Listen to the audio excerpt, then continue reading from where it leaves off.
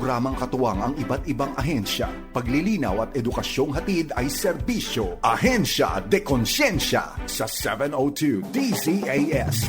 FEBC Radyo TV. Agapay ng Sambayanan.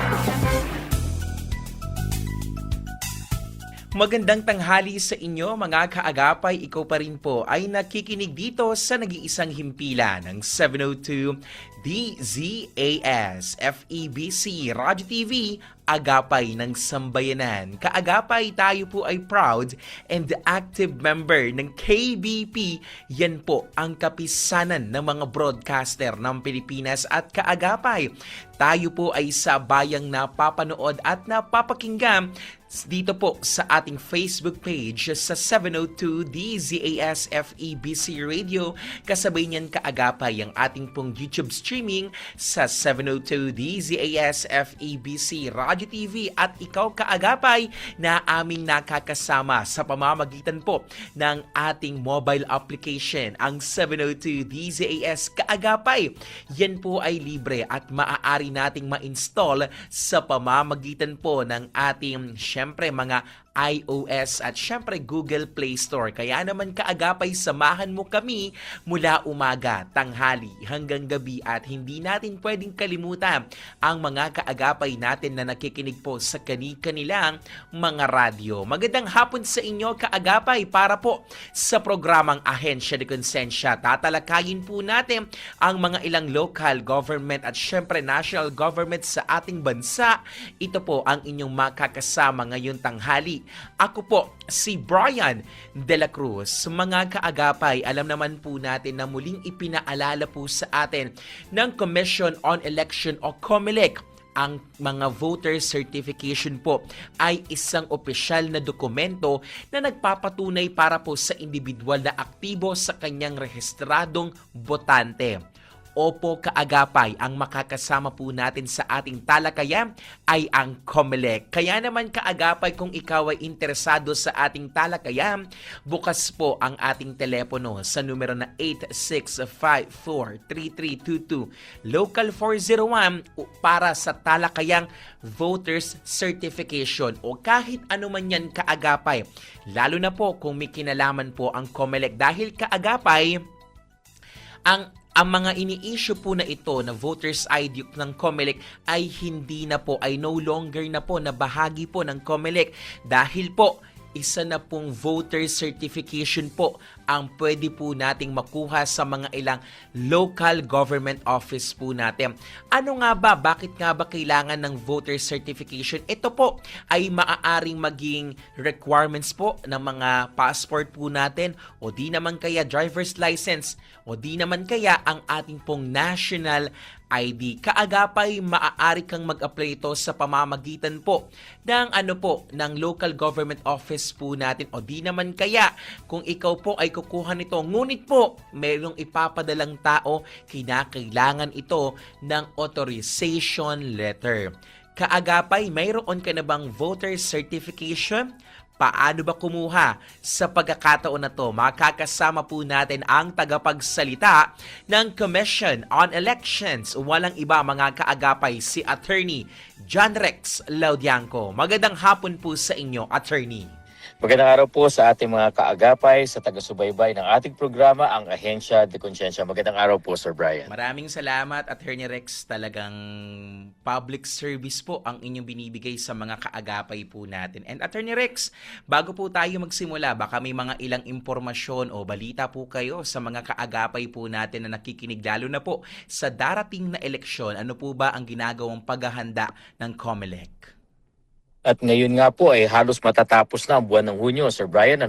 Bunsod po nung ating pagtatapos ng registration, yung ating Election Registration Board hearing, ay tinapos na rin po ng lahat ng election officers sa buong Pilipinas yung tinatawag po nating Project of Precincts. Para po sa kalaman ng ating mga kababayan, ito pong Project of Precincts, ito po yung distribution na tulad ko, tayo mga botante, kung saan na i-assign po tayo sa mga presinto, dun sa mga paaralan kung saan po tayo boboto presinto sa November 2. Ang kagandahan po dito ngayon, dahil nga manual elections ay pinag-utos po ni Chairman Garcia na babaan yung bilang ng mga botante sa mga presinto, dapat hindi tataas sa 600. Kasi po ang purpose natin dito, mabigyan ng sapat na oras yung ating mga kababayan makaboto ng may kaluwagan at higit sa lahat, mabilang ng maayos, tama ng ating mga teachers yung ating mga boto pagdating ng eleksyon po. Attorney, ang concern ko dito, ibig sabihin, magbubukas tayo ng mga bagong presinto at doon malalagay yung bago o may kahalong luma yun? Magkakahalo po, Sir Brian, dahil tinitignan po natin, maaring yung mga presinto dati po na inyong binobotohan ay hindi na kayo nandyan dahil lumalabas po, nag-e-expand talaga ang mga presinto. Kung yung dating presinto nyo ay medyo hindi pa ganun kalaki, maaari pong madagdag yung mga bago doon.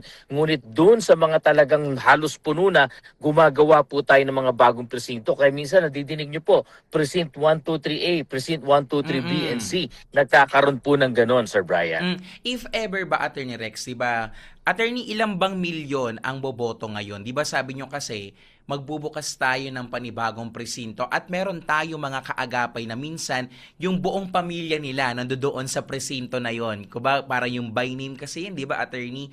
So, meaning ba ito, Attorney, hahabaan nyo din yung oras ng ating rehistro since merong tayo mga bagong bagong presinto, meaning ba ito mapapahaba ding extension ng pagboto nila? Ay hindi po, ganito po, kaya nga po dinadamihan natin ang presinto dahil po pagdating sa oras, medyo stricto po tayo dyan sa batas. Pero ang kagandahan nga rin po dito sa ating pagboto mula po ito noong 2025, talagang polisiya na yung tinatawag nating early voting hours. So sa ating mga kababayan, tandaan nyo po ito, mula 5 a.m. hanggang 7 a.m. po ay para lang exclusive sa ating mga PWDs, persons with disabilities, senior citizens at pregnant women. Dahil po naging successful, alam nyo po ba na nakarang halalan, 4.3 million po ang bumoto dyan sa early voting hours. Pero kung ayaw naman po nilang bumoto ng ganong kaaga, pwede pa rin po bumoto dun sa 7 a.m. hanggang 3 p.m. Hindi po katulad sa ating automated elections na hanggang 7 p.m. Dito po sa manual elections hanggang 3 p.m. lamang po. Kaya nga po tinitiyak natin na maraming presinto, mababa ang bilang dahil hanggang alas 3 lang po ang botohan. Isa pa rin pong dahilan kung bakit alas 3 lamang dahil mano-mano nga pong bibilangin ng ating mga teachers. Meron po tayong tinatawag pa kasi appreciation of ballots kung saan binabasa ang bawat boto sa isang balota. Kung titignan niyo po, Sir Brian, ilan ba talaga ang boboto ngayong halalang ito? Ang pagtataya po namin mahigit 70 million ang boboto sa barangay elections. Mahigit 25 million ang boboto sa barangay elections. At ito pa, sa isang presinto, meron pong 3 klase ng botante. Yung 15 to 17 years old ay bibigyan ng isang balota para sa SK lamang. Ngunit yung 18 hanggang 30 years old ay 2 po ang bobotohan nila. Kaya 2 balota. Isa para sa SK, isa para sa barangay. At 31 years old pataas ay boboto lamang sa barangay. So kaya talagang binibigyan po natin ng mababang bilang ng mga botante kada presinto at sapat na oras yung ating mga teachers na maisagawa yung kanilang pagbilang ng boto at yung tinatawag po natin. Dahil meron pang isa, Sir Brian. Dahil nga po ito yung barangay elections, yung pong pag-canvas ng boto, yung pagsasama-sama ng mga boto ng presinto at yung pagpoproklama sa mga nanalong kandidato, ay doon na rin po mangyayari sa presinto po yan. Kaya po ganito ang aasahan natin. Yung mga maliliit na barangay na maaring binubuo lamang ng isang presinto, kaya kung saan po kayo bumoto, doon bibilangin, doon kakanvasin, doon na rin po proclaim. Yung mga barangay na malalaki na binubuo po ng mga ilang presinto, pagsasama-samahin po ng tinatawag nating Barangay Board of Canvassers, yung mga boto at pipili sila doon sa isang presinto, doon po ipoproklama ang mga nanalo. So possible pala, Attorney Rex, sa ngayong eleksyon, ay malaman na din kung sino ang panalong on that night? Yun po ang inaasahan po natin dahil maaga nga po tayo magtatapos, ngunit mano-mano pagbilang, ang inaasahan po natin, yung maliliit na barangay, sa gabi din po yan, mga bandang alas 7, alas 8, ay tapos na sila. Yung medyo malalaking barangay, sadya po kasi, Sir Brian, merong mga malalaking barangay na umaabot sa 30,000 yung kanilang mga botante. Totoo po yan, merong mga barangay na mas malaki pa sa populasyon ng mga maliliit na munisipyo. Minsan inaabot po sila hanggang kinabukasan. Pero ang kagandahan po dito, hindi na lumalabas lampas ang kinabukasan ay natatapos na ipoproclaim na po lahat. Mhm. At magandang balita to, Attorney Rex, no? At saka sa mga kaagapay po natin na nakikinig po ngayon, siguro mapapaisip kayo, what if, nga, Attorney Rex, ang alam ko kasi, di ba, syempre lagi natin kino-cover tong election natin at meron doon yung mga present finder on that day, magkakaroon pa rin tayo ng implementation to since baka doon sila sa bago o magkakaroon ba kami ng early notification once na mabago yung presinto namin?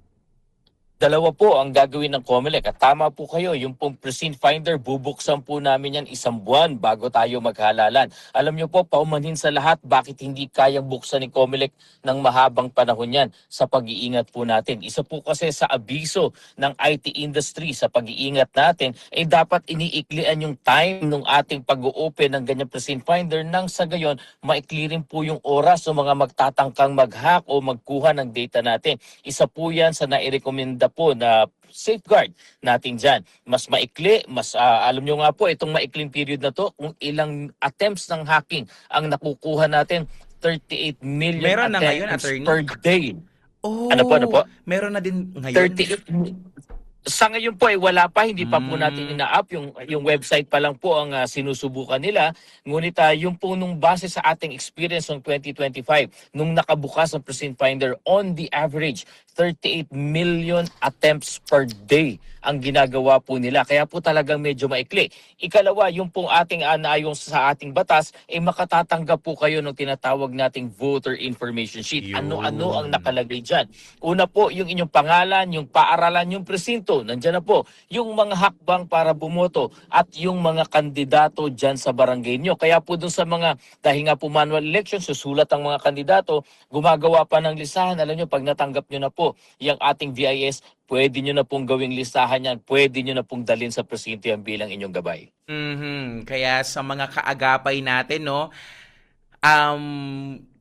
kung makatanggap kayo ng any messages ngayon o di kaya sa mga darating pa na mga buwan, ngayon pa lang po, ang payo nga natin ay tignan po natin na mas maaga. Wag na po natin gayahin yung titignan natin on that day kasi po, yung haba po ng oras na to, alam nyo mga kaagapay, napakadami ko nang nabisita, Attorney Rex, na yung iba ay hapon na lang kami boboto. Mga kaagapay, may tinatawag pa rin po na parang metro po yung mga COMELEC officials po natin, no? Di naman kaya ang mga kaguruan na kung ano na lang yung i-cater. Tama ba ako, Attorney, matatapos po ang botohan sa darating na election sa November, 3:00 pa din o 4:00? Tama po. Tama po, 3:00 po ng hapon. So ganito po, makikita nyo sa araw po na yan. Bago po mag 3:00 ng hapon, siguro mga 1 oras, ay sisipati na po, titignan ng mga electoral boards kung may nakapila within 30 meters doon sa kanilang presinto. Ang gagawin po nila dyan, ililista ang mga pangalan na nakapila.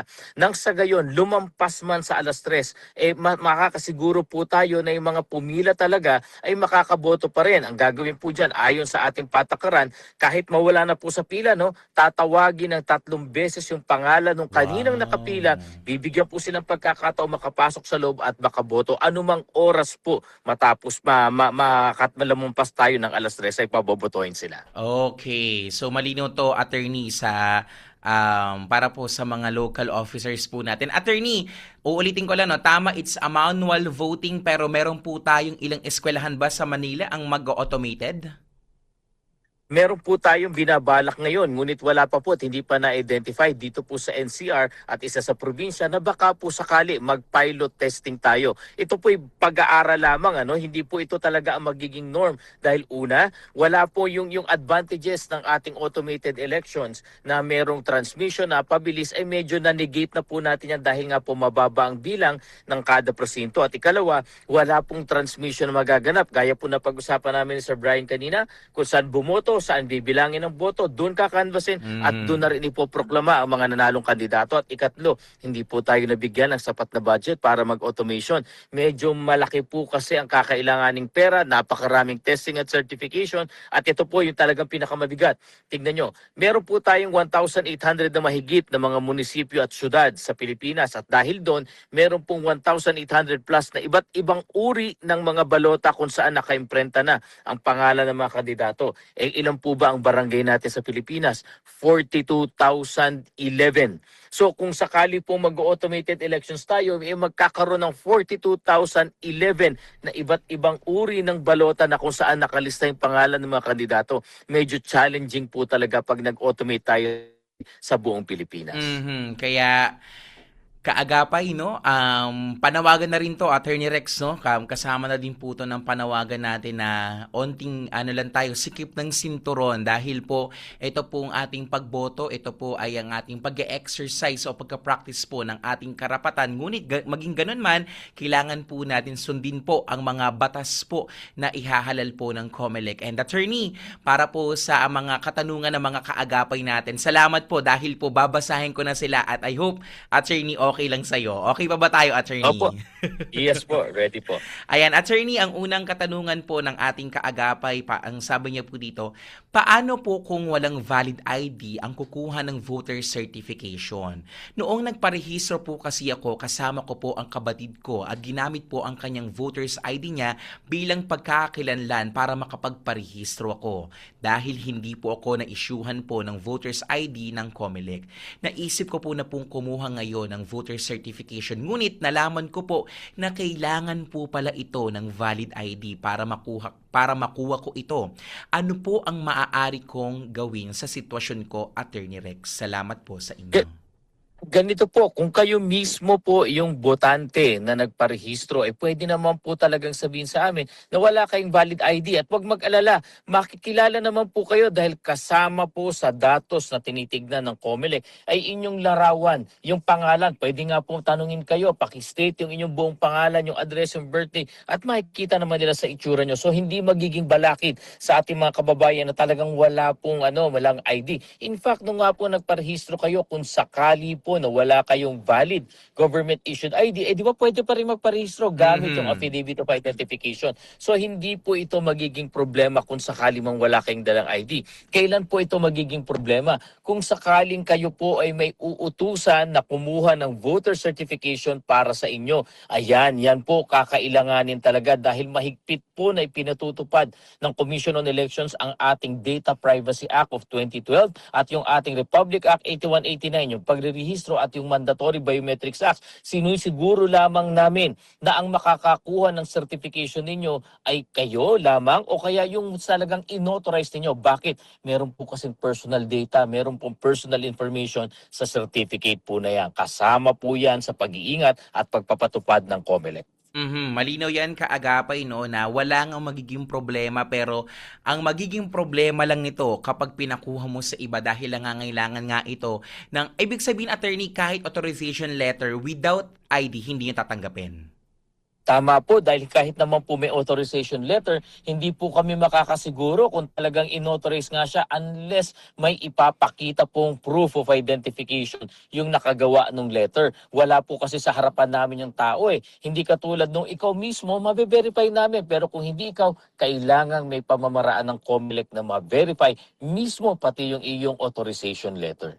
In short, mga kaagapay, no, kailangan talaga natin ng ID po natin, kaagapay. At lalo na kung ikaw ay magpapakulang. Ngunit po, siguro batay dito sa naging tanong, maganda po na ikaw na kaagapay ang kumuha ng physical na voter certification mo para maging katibayan na ikaw nga ito. At syempre, batay naman doon sa mga pangalan na ibibigay nyong impormasyon. Thank you so much, Attorney. Ito pa, Attorney, sa usapin pa rin tayo ng voter certification.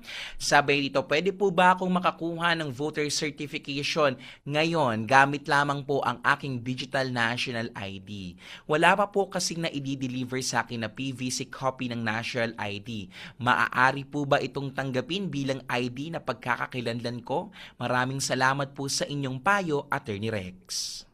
Pwedeng-pwede po at gaya ko po pala, kayo pa rin ay wala rin pong natatanggap ang physical ID. Marami po tayo, hindi po kayo nag-iisa. Kaya nga po talagang inadapt ng COMELEC ang polisiya na tinatanggap ang digital ID po na representasyon ng ating national ID system o yung PhilSys kahit sa pagpaparehistro at lalo na ngayon sa inyong pagkuha ng voter certification. Pwedeng-pwede po yan. Iyan, walang issue, mga kaagapay, no. Buti na lang ako, meron akong hard copy na Attorney Rex. Eto, Attorney Rex, may magandang katanungan din dito. Sabi niya, magandang hapon po sa inyo, Attorney Rex. Salamat po sa inyong programa dito sa DZAS. Pwede po ba akong makakuha ng voter certification kahit rehistrado ako bilang isang overseas voter? Aktibo naman po ako sa voters registration at nakaboto po ako noong nakalipas sa presidential at senatorial election. Nasa abroad pa po kasi ako ngayon dahil sa trabaho. Maraming salamat po sa inyo. Maaari naman po dahil lumalabas kayo bumoto noong 2025 election, so local voter ang category po ninyo. Ngunit meron pong konting komplikasyon. Kung kayo ay nasa ibang bansa, ang database po na hawak ng ating mga embahada at konsulada ay para sa overseas voting lamang. So kung kayo po ay hindi nagpalipat mula lokal na botante papuntang overseas voter, ay maaring wala po ang pangalan ninyo sa listahan nila at dahil doon hindi po sila makapag-i-issue sa inyo ng tinatawag na voter certification na gusto ninyo.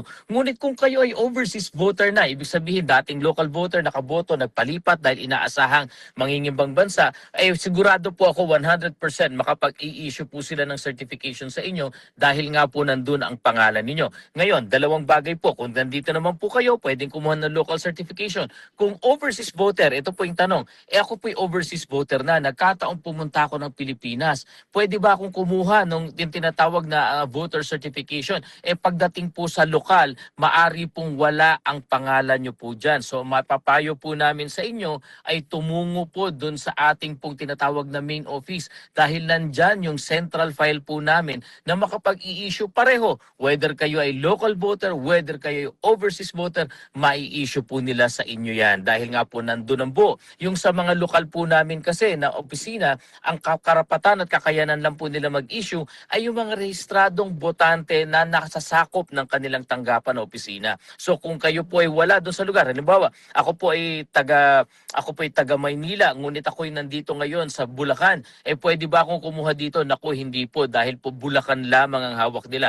Kailangan pumunta kayo doon sa inyong tanggapan ng COMELEC na nakakasakop diyan sa Maynila o kaya po sa COMELEC main office kayo pumunta.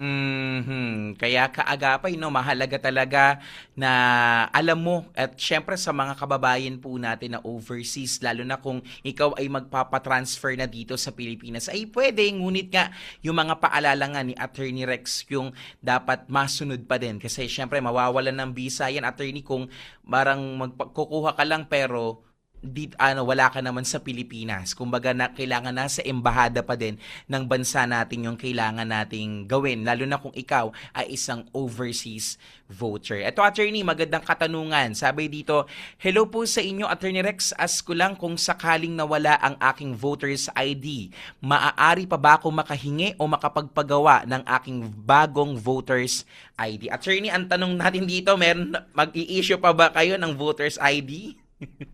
Ay hindi na po, mahigit 12 taon na po na hindi binibigyan ng pondo ang COMELEC para makapag-issue ng ating tinatawag na Voters ID dahil nga po ito pagbibigay daan sa National ID System o dun sa PhilSys Act. Kaya po ang nai-issue na lang ng COMELEC ngayon ay ang voter certification. Dalawang bagay tungkol dito.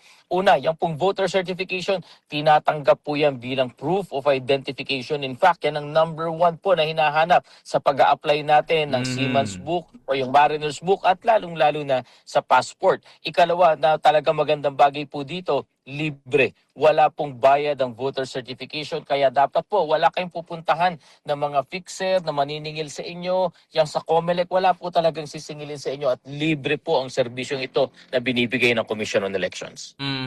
Ulit kaagapay, 12 years na po ang nakakalipas na hindi na po nag-i-issue ng voters ID. Ngunit po kaagapay, kung ikaw po sa mga nakaraan nga na episode namin with Attorney Rex, opo, tanatanggap pa rin naman po ang voters ID na unang nailabas po ng COMELEC. Ito po, attorney, magandang katanungan po. Hello po sa inyo, Attorney Rex. Kailangan po sana ng anak ko ang voter certification para sa kanyang school. Nagparehistro po kasi siya noong October noong nakaraang taon. Ngunit 17 years old pa lang po siya noon. At sa November 3 siya mag-18 years old.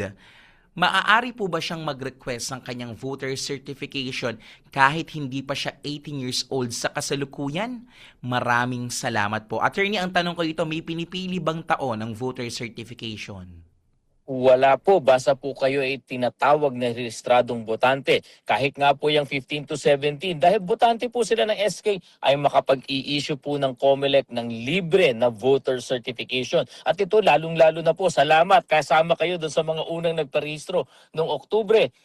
Pwedeng-pwede na po kayong kumuha. Kung wala po kayo natanggap na anumang notice na na-deny ang inyong application, 100% po tinitiyak ko sa inyo, registered voter kayo at pwedeng-pwedeng makuha yung inyong certification, whether sa local office ng COMELEC kung sa kayo nagparehistro o baka magawi kayo sa Maynila, dito po sa COMELEC main office, libre po yan. Ulit kaagapay wala pong edad sa pagkuha ng voter certification. Ngunit para lamang po ito sa mga rehistradong botante at good job ka kaagapay dahil nagparehistro ka nung October. Good job yan kasi madami tayong mga nabalita, attorney, na alam naman po natin na nagpahuli sa ating pagpaparehistro. Ito, attorney, magandang katanungan mula po sa kaagapay natin. Sabi niya dito, hello po sa inyo, Attorney Rex. Nagpapasalamat po ako sa inyong programa dito sa DZAS. Tanong ko lang po sa inyo, kailan po ba matatapos ang ERB hearing? Kailangan ko po sana ng aking voter certification dahil isa po ito sa aking requirements sa Taiwan Economic and Cultural Office o tinatawag po na TECO. Nais ko pong malaman kung tapos na po ba ang ERB hearing at kung maaari na po ba akong makakuha ng aking voter certification. Medyo kulang ang impormasyon, attorney, pero para po sa kaalaman po ng mga kaagapay na, sige attorney, lahatin na po natin yung huli pong rehistro, yung January, February, March at ito pong nagdaang May. Opo, yung pong mga nagparehistro sa pagitan ng Oktubre at Disyembre, nung pong January ang naging yung Election Registration Board hearing. Yun naman pong nung nagparehistro mula January hanggang March ay nung April ang inyong Registration Board hearing. At yun naman po nagparehistro mula April 1 hanggang May 18 ay nung nakaraang linggo po, nung June 1 nagsimula yung ERB hearing. At sinasabi ko nga po sa inyo, natapos na po nila, no? So talagang anumang petsa po kayo nagparehistro mula po no October 20 hanggang May 18, kung wala po kayong natanggap na notice na denied ang inyong application, 100% again, kayo po ay rehistradong botante na at anytime po pwede na kayong pumunta sa Commission on Elections na opisina sa local kung saan po kayo nagparehistro o kaya nga po dun sa amin sa main office sa Intramuros para kumuha ng inyong voter certification na again, libre po ito, Sir Brian. Attorney, personal question ko. Attorney, parang dahil hindi pa naman ako nakakapagtrabaho sa labas ng Pilipinas, bakit po nagiging requirement ang voter certification? Sa dalawang bagay po. Una, doon sa passport at isusunod po yung residency. Alam niyo po kasi yung pagiging registered voter, ito po kadalasang binabaliwala ng mga kababayan natin. Pero alam niyo po ba ang pinakamatibay na identification at proof na ikaw ay isang residente ng isang bansa ay ang pagiging registered voter. At ganun po dito sa Pilipinas, tinitiyak ng ating mga compatriots sa ibang bansa na talagang residente ng Pilipinas yung nag-a-apply sa kanila, whether magtrabaho, kumukuha ng visa at iba pa. At yung pinakamabisa, pinakamainam na proof nila ay yung voters registration. Patunay na talagang yan ay citizen ng bansa na yan. Hindi lang citizen, kundi registered voter pa ng citizen na yan. Dahil citizen na yan. Yan kaagapay ang pinakarason po kung bakit mahalagang magparehistro, kung bakit mahalagang bumoto, at kung bakit mahalaga ikaw bilang isang Pilipino ay registered. Kasi pagkakakilanlan yan ng ating pong residency dito sa Pilipinas. Ito po, attorney, magandang katanungan. Ako, nakakalungkot man ito. Sabi dito, magandang hapon po sa inyo, attorney. Attorney, pasensya na po dahil nadukutan ako ng wallet at kasama pong nawala ang lahat ng aking mga ID. Maaari pa po ba akong makakuha ng voter certification kahit wala akong ipakitang ID? Sapat na ba na ibigay ko lang ang aking buong pangalan, petsa ng aking kapakanakan at ang aking address kung saan ako nakarehistro sa COMELEC? Ay, sapat na po yan. Kami po nakikiramay doon sa pagkawala ng inyo pong mga gamit, lalong-lalo na ID. Tunay na napakahirap po yan. At bilang tulong po sa inyo ng COMELEC, ay pumunta po kayo doon sa pinakamalapit na kung saan kayo nagrehistro na opisina o kaya kung magawi po kayo sa Maynila, dito po sa main office. Ipresenta nyo lang po ang sarili nyo. May papipirmahan lang kami dokumento sa inyo kung saan ibibigay nyo ang pangalan, birthday, address niyo, detalye. At maaari pong tanungin kayo ng kaunti dahil nga po kadalasan hinihinga na lang namin ng proof, pero dahil wala nga po kayo maibigay, maaari po kayong tanungin. Pero huwag mag-alala dahil makikita naman at mabe-verify namin kayo sa harapan namin, sa larawan sa database namin, 100% po makakakuha kayo ng voter certification. At sana po makatulong ang voter certification na to sa pag-aasikaso ng inyong mga kagamitan na nawala pa. At syempre, nakakalungkot man po ito, attorney, pero salamat po sa ganitong uri ng tulong mula po sa COMELEC. Ito, attorney, sabi pa ng kaagapay natin, hello po sa inyo, COMELEC and Attorney Rex. Sabi niya, possible po ba kaya na magkaroon ng online process sa pagkuha ng voter certification? Halimbawa po, attorney, katulad po noon sa PhilHealth MDR na maaaring ma-download at i-print kung kinakailangan. Malaking tulong po kasi ito, attorney, lalo na po sa mga botanteng malalayo ang lugar o nasa abroad o may limitadong oras upang personal na puntahan ang inyong opisina. Naway mapakinggan niyo po ang aking panawagan. Maraming salamat po, Attorney Rex. Maraming salamat din po sa inyong suhestyon. Actually, pinag-aaralan na po ito ng COMELEC kung maari nga pong ma-integrate dun sa ibang serbisyo ng pamahalaan na maari makakuha. Dalawang bagay lang po ang medyo tinitignan namin dito. Una, yung sapat na pondo dahil hindi po binibigyan ng pondo ang COMELEC para po ma-integrate itong bagay na to. At ikalawa, yung data privacy po natin kasi talagang napakaingat po ng COMELEC. In fact, alam niyo po ba, Sir Brian, na bagamat nasa amin ang mga datos, pangalan, birthday, residency, ay hindi pwedeng ibigay ng COMELEC ang mga bagay na to unless merong exception. Yung tao mismo o yung botante mismo ang humihingi. Ikalawa, utos ng korte. O kaya po ikatlo ay utos po nung tinatawag natin ng mga tribunals sa ating investigating agencies. Ganyang kahigpit po ang COMELEC. And in fact po, bukod pa po dito, yung yung datos na nandito sa COMELEC, kahit hingin pa ng ibang ahensya, ngunit kung hindi para sa eleksyon gagamitin, ay hindi maaring ibigay ng COMELEC. Ganyang kahigpit po ang mga batas natin patungkol sa datos ninyo na nasa COMELEC. Kaya po humihingi kami ng pangunawa na talagang sa sobrang pag-iingat ng COMELEC po ay nililimitahan natin yung voter precinct finder, yung pong pagkakataon na kailangan pumunta sa COMELEC at iba pa. Yan po ay kasama sa aming paghigpit. Pero tama po kayo, at sumusulong tayo sa future, iniisip na po at pinag-aaralan namin po yan. Basta importante po dito, kung sakaling dadako kami sa ganitong electronic na pagre-request, itataas natin ang level ng security para pareho lang din ang pag-iingat dito sa personal na pagpunta.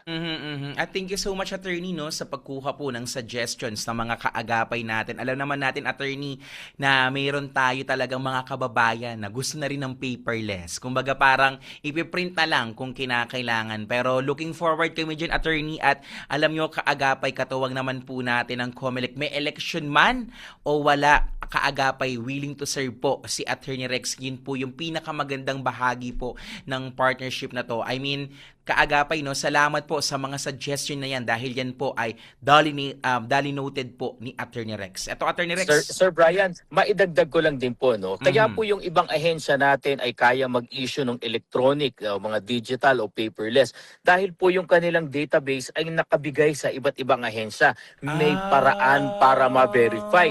Yung po yung isang balakid sa COMELEC, hindi namin pwedeng ibigay sa ibang ahensya yung datos panghalalan dahil hindi uubra, hindi pinapayagan ng batas. Siguro yan po yung mga ilan sa limitasyon talaga, bukod pa sa pondo, sa security, kung bakit hindi namin agarang magawa ang bagay na ito. Ibig sabihin, attorney, yung mga ibang agency po natin ay meron third party. Tama po, may third party o kaya po may data sharing sila sa ibang ahensya. Katulad dyan sa IGO para po yung pagkuha. Kasi alam nyo po yung digital, may visa lang yan kung mabe-verify nung pinagpresentahan. At para ma-verify mo yan, dapat may hawak kang database. Ano? Sila po ay may mga data sharing agreement. Ngunit kami po sa COMELEC po kasi ay hindi namin yan magagawa. Dahil nga po hindi uubrang ipamigay namin ang datos sa ibang ahensya. Bawal na bawal po yan. Yun kaagapay. O, nalaman na natin yung reason, di ba? Ay, ito ay syempre ay inaalam pa nila Attorney Rex at syempre ng kanyang team kung pwede nga naman, sino ba naman ang ayaw ng conveniency, kaagapay. Even po, Attorney Rex, gusto din naman pagbigyan yung mga suggestion natin regarding dito sa mga convenient na paperless. Pero maging ganun man, kaagapay, pinoprotektahan po ng Commission on Election ng ating mga impormasyon. Alam po natin yan kaagapay no, naganap po sa isang agency po ng pamahalaan na kung saan nabuksan po ang mga impormasyon po natin kung kaya't hanggang ngayon ay nire-resolve pa din. Yun naman po ang ginagawang protection sa atin ng COMELEC na wag pong magkaroon ng mga ilang hacking po. Katulad nga kaagapay sa pag-open nga ng ating mga prison finder na bubuksan lamang po ng isang buwan. Kaya po sa mga panahon na yon kaagapay, wag naman na tayong magpahuli sa last day. Alam naman po natin ang nangyayari pag last day kaagapay, nauubusan po tayo. Kaya naman, attorney, yung huli ko pong katanungan ay aking pong ibabato na. Sabi dito, hello po sa inyo, Attorney Rex at sa COMELEC. Sana po magkaroon po kayo ng update patungkol po sa aking application. Noong April 7 pa po ako nagpapachange status sa main office sa Intramuros. At hanggang ngayon ay naghihintay pa rin po ako ng resulta. Kailangan ko po ito. Lalo't na ito na lang po ang requirements po na kinakailangan sa mga plano ko. Ganon din po sa aking sitwasyon at iba pang file, lalo na po sa paghahanda ko sa pagkatrabaho sa ibang bansa. Umaasa po akong matulungan ninyo kami po na mapabilis ang proseso at magbigyan niyo po ako ng updates lalo na sa madaling panahon. Maraming salamat po. Attorney, mahirap ba ang pagpapachange status natin pag nasa main office na?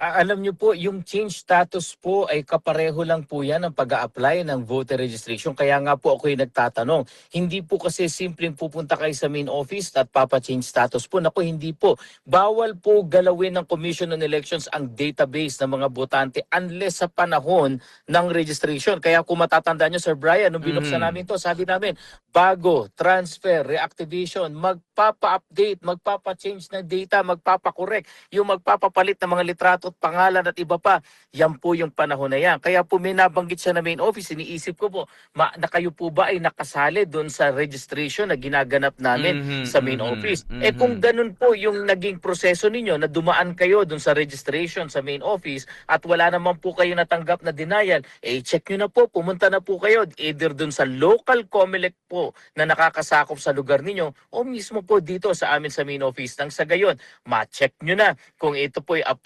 approve na at hindi lang yun. Kumuha na po kayo ng libreng voter certification. Ngunit paalala po, kung yung pong nababanggit nyo na pag-update ng inyong pangalan at pa pang datos ay ginawa na parang nag-apply lang outside of the registration period, naku, hindi po uubra yan. Kailangan po talaga pumasok doon sa registration at doon po mismo sa site. Sana po yung sinasabi nyo, no, ako po ay umaasa na sana yung nabanggit yung main office ay yung nagparehistro kami sa main office. Yun lang po kasi ang pagkakataon na makatatanggap kami at papayagan namin pumasok yung anyong application dahil ginawa po ang registration sa araw na yun sa main office. At sana nga, attorney, dahil nga medyo kulang yung impormasyon niya dito kasi April 7, sabi ko ay sakop pa to, pero hindi natin alam kung yung mga panahon na yon ay kayo ay nagpaparehistro. Sana umabot nga, attorney. Pero kaagapay, kung ikaw ay may katanungan pa, personal mo, nalapitan po ang aming pong tanggapan dito po sa Facebook page ng 702 DZAS FEBC Radio o di naman kaya tumawag ka sa numero na 8654-3322 local 401. At attorney, grabe, ang dami pa rin concerns, ang dami pa rin namang questions na mga kaagapay natin at naniniwala ako, attorney, na nasagot mo sila one by one. Ito man ay sa overseas, ito man po ay dito po sa lokal po natin. At syempre, attorney, bago tayo magtapos, baka may mga paalala ka sa mga kaagapay natin. Alam ko, attorney, na magaganap din po ang Bangsamoro. Go ahead, attorney, magbigay na po tayo ng information sa mga kaagapay natin. Opo, sa mga kababayan natin, nabanggit nga po ni Sir Brian, ang ating Bangsamoro Parliamentary Elections, ang kauna-unahan sa ating kasaysayan ng Pilipinas, ay gagawin na po sa September 14. At dahil dyan, yung po ating tinatawag na election period ay magsisimula na ng July 16. May ganda na po niyan, yung pong paglilipat-lipat sa ahensya ng pamahalaan ay kailangan kumuha muna ng exemption sa Commission on Elections. Otherwise, magiging illegal yung mga transfer at paglilipat-lipat po na yan. Meron na po, nakapag-filing na po sila ng mga certificates of candidacy. Kaya ang sunod na babantayan natin, kailan ba yung kanilang campaign period? July 30 po magsisimula hanggang September 12. At paalala po sa ating mga kababayan, meron po tayong tinatawag po na pagboto, yung bilang. Bobotohan nyo po sa inyong distrito isang political party para dun sa political party representative na kung saan maaring umabot po sa 40 yung nominado nila, depende sa bilang ng boto na makukuha nila. Boboto rin po kayo ng isang district representative na parang congressman po na member ng parlamento. At ito ay importante, boboto po kayo ng 6 doon sa sektor kung saan 2 po ay bobotohan nyo mula doon sa mga settler communities, isang nominado para sa kababaihan, isang nominado para sa kabataan, isang nominado para sa mga ulama, at isang nominado para sa ating mga traditional leaders. So in short, wag lalampas po sa mga bilang na nabanggit ko dahil pag lumampas po kayo dyan, overvote, sayang, hindi po mabibilang yung boto nyo sa partikular na posisyon po na yan. At sa ating mga kababayan po, tuloy-tuloy ang paghahanda na kami po ay bumababa na sa inyong mga barangay para i-share ang lahat ng impormasyon para po magkaroon tayo ng idea para sa ambang eleksyon na to, mabigyan po tayo ng kaalaman para maging responsableng botante para po sa September 14 BARM elections. At para naman po sa barangay, tuloy-tuloy po ang paghahanda natin. Gaya nga po na napag-usapan namin, Sir Brian, patapos na po yung Project of Precincts. Pwede na kayong kumuha ng mga voter certification. Ito lang po paulit-ulit naming paalala. Libre po ito mula sa COMELEC, walang bayad, kaya wag pumatol sa mga fixer na maari pong pagsamantalahan yung inyong mga kabaitan at kunin pa inyong pera. Maraming salamat po, Sir Brian. Maraming salamat po sa inyo, Attorney Rex Laudianco, sa pagbibigay po ng oportunidad at syempre ng bagong kaalaman sa usapin po ng ating voter certification. Kaya naman mga kaagapay, hanggang dito na lamang po ang ating programa sa Himpapawid. Muli kaagapay, ito po ang programang Ahensya de Konsensya. Ako pa rin po ang inyong kasama, dito lang po yan sa nag-iisang himpilan ng 702 DZAS FEBC Radio TV, Agapay ng Sambayanan. Kaagapay muli, ako po si Brian De La Cruz. Programang katuwang ang iba't ibang ahensya. Paglilinaw at edukasyong hatid ay serbisyo. Ahensya de Konsensya sa 702 DZAS FEBC Radio TV. Agapay ng Sambayanan.